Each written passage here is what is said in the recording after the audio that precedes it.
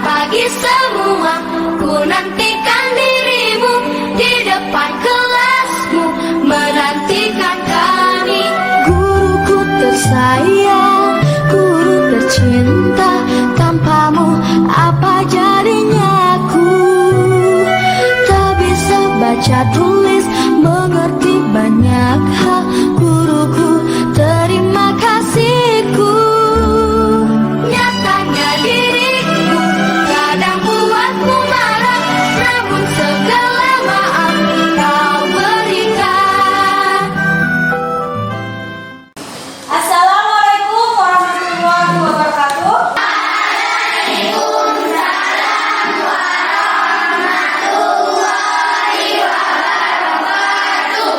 Apa kabar kalian semua?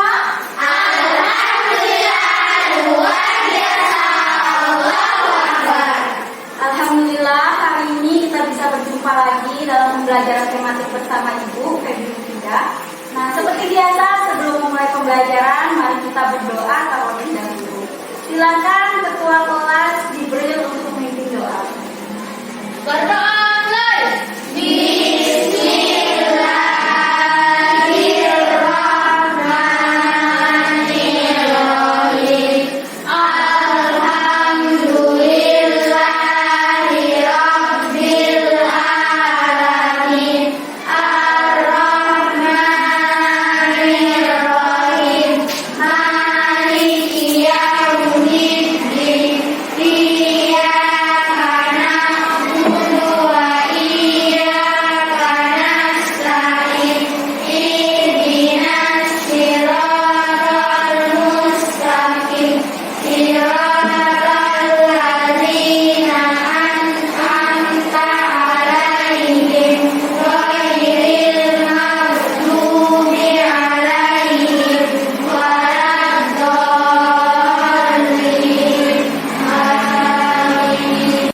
Melakukan presensi terlebih dahulu ya. Nama yang disebut anak-anak dan bila hadir PS kegiatan. Muhammad Zakari, Hadir. Jibril, Hadir. Muhammad Askar, Hadir. Hafiz, Hadir. Davina, Hadir. Alfina, Hadir. Gaida, Hadir. Aisyah, Hadir. Dinda, Hadir. Alfa. Hadir. Sesuai dengan protokol kesehatan, Ibu meminta kalian sebelum masuk ruangan tadi untuk mengecek suhu dan mencuci tangan. Kalian sudah mencuci tangan yang benar? Sudah. Oke, sekarang baru kita akan mulai pembelajaran. Nah, pada pembelajaran hari ini kita akan mempelajari interaksi makhluk hidup di dalam ekosistem pada mata pelajaran bahasa Indonesia dan IPA. Ini kita sudah memulai materi tema 5 ya. LKS-nya silakan dibuka dulu tema 5. Nah, kemarin Ibu sudah memberikan kalian file. Di sini ada file lembar kerja siswa. Kalian sudah print di rumah? Sudah. Nah, dikarenakan kita masih menggunakan atau masih memperlakukan protokol kesehatan, tidak diperbolehkan untuk membagikan lembar kerja untuk menghindari kontak, maka Ibu meminta kalian untuk memprint di rumah file LKS yang sudah Ibu bagikan di grup WhatsApp. Sudah di-print semua? Sudah. Silakan dibuka LKS-nya dan dibuka juga lembar kerjanya yang sudah Ibu bagikan. Jangan lupa lembar kerjanya diberi identitas ya, nama, kelas, dan nomor absen. Baik, Bu. Sudah dibuka lembar kerjanya? Nah, coba diperhatikan dulu slide di depan. Di LK kalian juga sudah Ibu berikan tujuan pembelajaran kita hari ini. Nah, yang pertama di sini tujuannya adalah siswa mampu menemukan pokok pikiran dalam bacaan yang tepat. Pokok pikiran itu sama dengan ide, Nah, pada bab sebelumnya di tema 3 itu kalian sudah mempelajari bagaimana cara mencari ide pokok atau pokok pikiran suatu bacaan dengan tepat. Selanjutnya di sini pada mata pelajaran IPA kita akan membahas tentang rantai mata.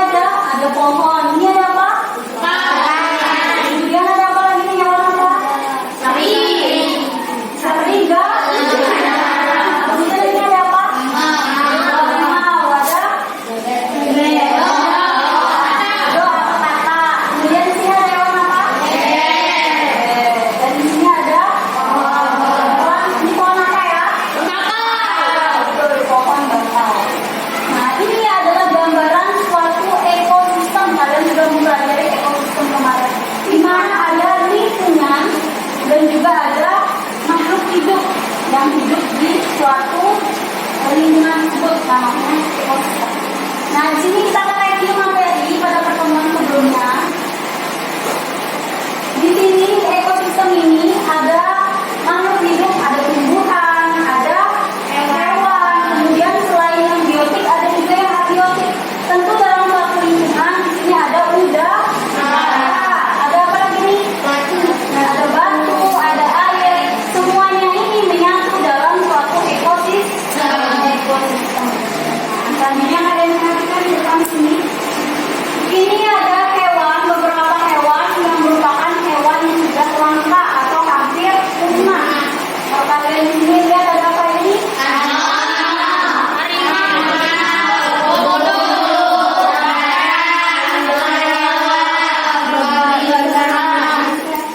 Ini apa? Tarsius. Ini tarsius biasanya kalian lihat di kampung-kampung kan? Ya, selanjutnya ada orangutan. Kalau di Bali yang hampir punah hewannya apa ya? Serigala Bali. Nah, di sini hewan yang hampir punah ini salah satu penyebabnya adalah berkurangnya ketersediaan makanan. Apabila keadaan ini berlangsung secara terus-menerus, maka populasi salah satu hewan atau bahkan mungkin hampir semua hewan ini dalam rantai makanan akan berkurang dan nanti bisa menyebabkan kepunahan. Selanjutnya coba dibuka LK-nya, lembar kerjanya. Di situ ada ayo membaca. Perhatikan lembar pertama. Lembar pertama ada kegiatan ayo membaca. Di sini kita akan membudayakan literasi membaca. Ibu minta kalian untuk membaca teks yang ada di lembar kerja kalian. Silakan buka dulu lembar kerjanya. Paragraf 1 dan paragraf 2 Ibu minta Najla untuk membaca pada teks. Kemudian paragraf 3 dan paragraf 4 Ibu minta Ananda Alfa yang membaca. Padi dimakan oleh tikus, kemudian tikus dimakan oleh ular, ular dimakan oleh burung elang. Setelah beberapa waktu, burung elang mati. Bangkainya membusuk diuraikan oleh makhluk hidup pengurai dan bercampur dengan tanah membentuk humus. Humus sangat dibutuhkan tumbuhan, terutama rumput. Begitulah seterusnya sehingga proses ini berjalan dari waktu ke waktu. Agar rantai makanan tetap terus berjalan, jumlah produsen harus lebih banyak daripada jumlah konsumen ke satu. Konsumen ke satu lebih banyak daripada konsumen kedua dan seterusnya. Ada satu lagi komponen yang berperan besar dalam rantai makanan, yaitu pengurai. Ini adalah salah satu bentuk badan rantai makanan. Kalian bisa baca tadi. Kalian masih ingat bagaimana cara mencari biji pokok? Jadi biji pokok itu bisa ada di awal paragraf, di akhir paragraf, dan di awal atau di akhir paragraf. Jangan lupa untuk menentukan biji pokok kalian harus menentukan dulu kalimat utama. Baru kalian cari inti dari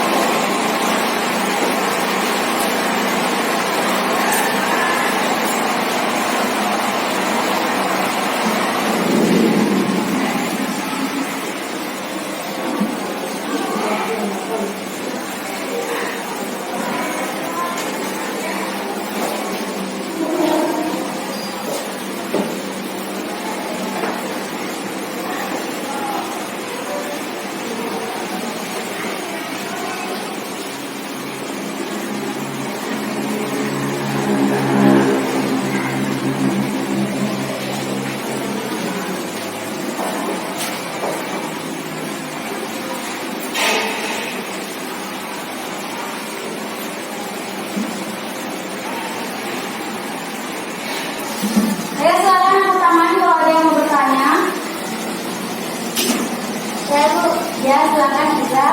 Gimana cara menentukan ide pokok dan kalimat utama? Oke. Di awal, tentu saja kalian harus membaca secara seksama paragraf yang mau kalian cari ide pokoknya. Coba diperhatikan, misalnya paragraf yang pertama. Ini yang pertama dijelaskan dulu prosesnya, kemudian yang terakhir itu menjelaskan tentang rantai makanan. Kalian cari intinya dari kalimat tersebut, kalian jadikan ide pokok. Siapa yang sudah paragraf 1? Oke, silakan Hoki. Apa jawabannya? Ide pokok dari paragraf 1. Makanan terjadi secara terus-menerus. Rantai makanan terjadi secara terus-menerus. Ada yang sama? Angkat tangan. Yang sama? Oke, semuanya, hampir semua sama jawabannya. Rantai makanan terjadi secara terus-menerus. Nah, coba diperhatikan pada paragraf 1. Dari kalimat yang awal itu menceritakan proses rantai makanan tersebut. Kemudian sampai pada kalimat akhir itu dijelaskan bahwa proses rantai makanan tersebut terjadi secara terus-menerus. Sudah benar? Oke, bagus. Selanjutnya yang paragraf kedua. Kalau kalian baca di sini, dari kalimat awal itu menjelaskan tentang ekosistem laut. Jadi ada rantai makanan pada ekosistem laut. Paragraf 2, siapa yang sudah ide pokoknya? Ya. Oke, bunyinya dulu ya. Silakan Dina. Fitoplankton adalah produsen pada ekosistem laut. Fitoplankton adalah produsen dalam ekosistem laut. Sama jawabannya? Sama. Sekarang yang paragraf ketiga. Ini paragraf ketiga yang sudah dibaca oleh Aufa. Ada urutan peristiwa memakan dan dimakan. Tadi urutan peristiwa memakan dan dimakan ini dinamakan apa? Rantai makanan. Paragraf ketiga siapa yang sudah hafalnya? Oke, silahkan Reza. Rantai makanan dapat berjalan seimbang jika seluruh komponen transportasi. Ide pokoknya yang paragraf ketiga sudah ada di kalimat pertama, yaitu kalimat yang awal. Kemudian selanjutnya paragraf keempat. Silakan. Ya, Nabila. Memulai berperan besar dalam rantai. Ini kita sudah mengisi apa saja ide pokok dari paragraf 1, paragraf 2, paragraf 3, dan paragraf 4. Sekarang kita lanjutkan lagi. Nah, sekarang kita akan mulai pembahasan materi IPA. Jadi gua akan menjelaskan apa itu rantai makanan, kemudian apa saja peran dari makhluk hidup dalam suatu ekosistem. Coba kalian perhatikan di sini. Rantai makanan seperti yang sudah kalian baca, rantai makanan adalah peristiwa makan dan dimakan antara makhluk hidup dengan urutan tertentu. Oke. Selanjutnya ini dia peran makhluk hidup di dalam suatu ekosistem. Yang pertama ada sebagai apa? Produsen. Kalian tahu kan tumbuhan itu bisa melakukan fotosintesis. Tujuannya apa sih tumbuhan itu melakukan fotosintesis? Menghasilkan makanan. Nah, makanan atau sumber energi tersebut akan berguna bagi makhluk hidup lainnya yang tidak bisa membuat makanan sendiri. Produsen ini dimakan oleh, di sini ada yang pertama tadi belalang, kemudian katak, itu sebagai konsumen. Kemudian yang terakhir ada pengurai atau decomposer nih, ada jamur. Jamur ini tugasnya adalah menguraikan bangkai hewan atau tumbuhan yang sudah mati. Nanti dia bisa menjadi humus, bisa menyuburkan tanah. Makhluk hidup yang mendapatkan energi langsung dari produsen itu namanya konsumen tingkat 1. Konsumen yang memakan langsung tanaman berarti sudah pasti dia itu adalah hewan yang berjenis herbivora. Selanjutnya ada komponen rantai makanan yang berikutnya, konsumen tingkat 2. Di sini ada belalang. Belalang itu kan hewan. Hewan belalang ini dimakan oleh katak. Berarti dia herbivora atau karnivora? Karnivora. Ternyata ada ular yang siap menyantap si katak. Makanya dia dinamakan konsumen tingkat 3. Dia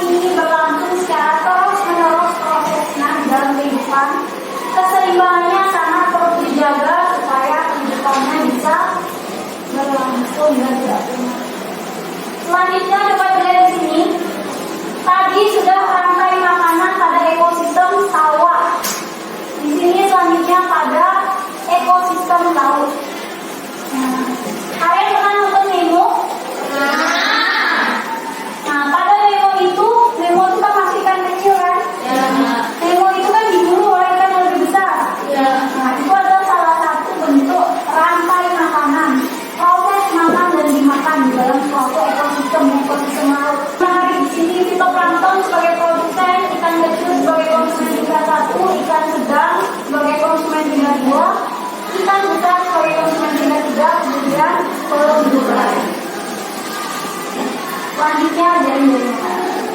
Nah, kalian pasti sudah tahu kan, padi atau rumput misalnya, dia bukan cuma dimakan oleh belalang saja, bisa dimakan oleh apa lagi? Ular. Betul. Jadi suatu produsen tidak hanya dimakan oleh satu jenis makhluk hidup, tapi berbagai beragam jenis. Nah, tadi kita sudah mempelajari rangkaian hanya satu proses memakan dan dimakan. Di sini ada jari-jari makanan yang ada dalam kehidupan. Jadi jari-jari makanan ini adalah kumpulan beberapa rantai makanan yang saling berhubungan.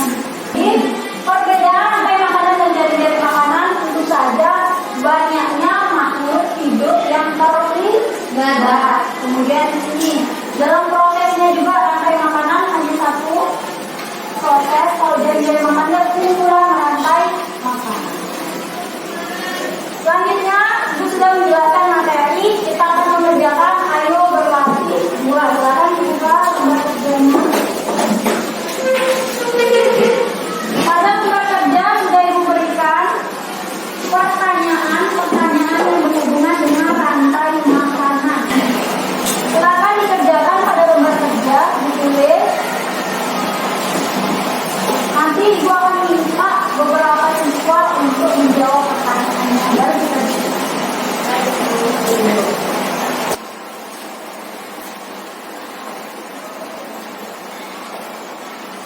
baik, kalian semua sudah selesai mengerjakan lembar kerjanya? Sudah. Mari kita bahas satu persatu. Maka dari nomor 1, apa yang dimaksud aliran energi pada sebuah rantai makanan? Coba matanya menjawab. Oke, Dinda dulu. Silakan. Aliran energi pada rantai makanan adalah urutan perpindahan energi dari produsen ke konsumen kemudian ke pengurai. Oke, betul sekali. Jadi tadi kalian sudah belajar ada proses makan dan dimakan. Tadi misalnya padi dimakan oleh belalang. Nah, itu merupakan perpindahan aliran energi dari produsen yang dimakan oleh konsumen. Berarti energi dari produsen berpindah ke konsumen. Misalnya konsumen tingkat 1 dimakan oleh konsumen tingkat 2. Berarti energi dari konsumen tingkat 1 berpindah ke konsumen tingkat 2. Selanjutnya coba dibaca lagi yang nomor 2. Adakah hubungan antara rantai makanan dengan aliran energi? Katakan. Ya, silakan Mas Kak. Pada rantai makanan terjadi aliran energi, Ibu. Seperti yang sudah dijelaskan oleh Dinda, ada aliran energi dari produsen ke konsumen 1, kemudian ke konsumen 2, terus ke konsumen 3 sampai ke pengurai. Oke, betul sekali. Jadi apa sih hubungan rantai makanan dengan aliran energi? Nah, aliran energi itu kan perpindahan energi. Kalau kamu memakan makanan, maka energi dari makanan itu berpindah ke diri kita. Kalau padi dimakan oleh tikus, maka energi dari padi itu beralih ke tikus. Begitu seterusnya. Nah, pada rantai makanan kan proses makan dan dimakan. Makanya terjadi aliran energi dari produsen, betul sekali jawabannya Aska, ke konsumen, kemudian sampai diuraikan oleh konsumen. Oke, bagus sekali kalian sudah bisa menjawab. Yang nomor 3, jelaskan peran produsen dalam sebuah rantai makanan. Katakan ya. Oke, Eja.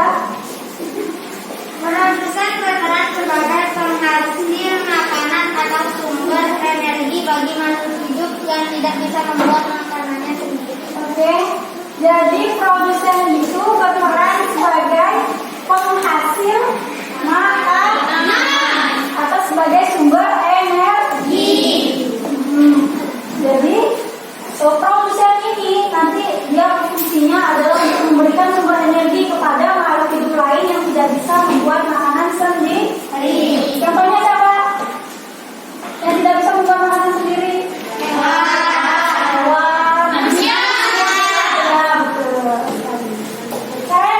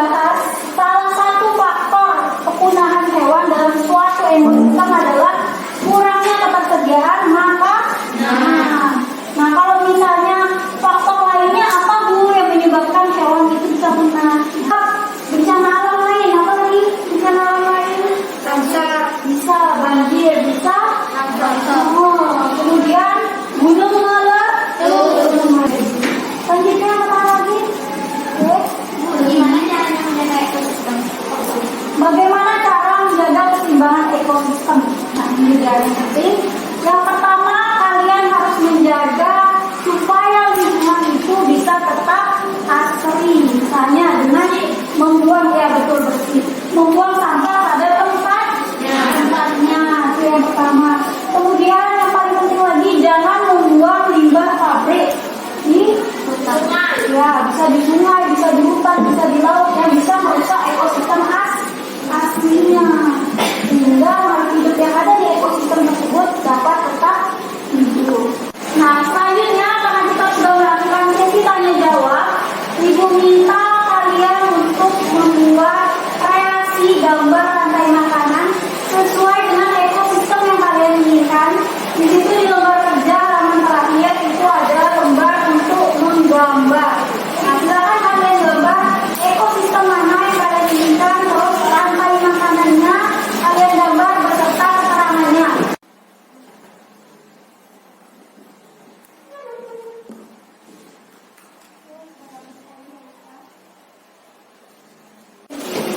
Selanjutnya Ibu minta satu anak untuk menunjukkan gambarnya. Aisyah, silakan ditunjukkan dan dijelaskan ke teman-teman. Ini saya menggambar ekosistem hutan. Di sini ada rumput sebagai produsen dan kelinci sebagai konsumen 1, serigala sebagai konsumen 2, harimau sebagai konsumen 3, dan jamur pengurai. Bisa ditunjukkan seperti apa gambarnya? Oke, bagus sekali. Jadi ekosistem hutan yang digambar oleh Aisyah bagaimananya. Bagus sekali gambarnya. Nanti sebagai apresiasi karena gambarnya sudah sangat bagus dan sangat jelas, detailnya nanti kita tempel di madingnya. Terima kasih Aisyah. Tepuk tangan dulu karena kita sudah. Ibu akan memberikan kesimpulan dari pembelajaran kita pada hari ini. Rantai makanan dan jari-jari makanan merupakan bentuk kebergantungan antar makhluk hidup di dalam suatu ekosistem yang terjadi secara terus-menerus. Patut dijaga keseimbangan ekosistem tersebut agar tetap terjaga dan tidak punah untuk komponen ekosistemnya. Hal itu juga kita lakukan sebagai rasa syukur kita terhadap Allah Subhanahu wa Ta'ala yang telah menciptakan ekosistem, menciptakan bumi dan seisinya itu sehingga kita bisa hidup dengan baik. Sekian dulu pembelajaran kita hari ini, semoga dapat bermanfaat. Setelah pembelajaran selesai, seperti biasa kita akan berdoa terlebih dahulu dipimpin oleh ketua kelas ya. Silakan juga untuk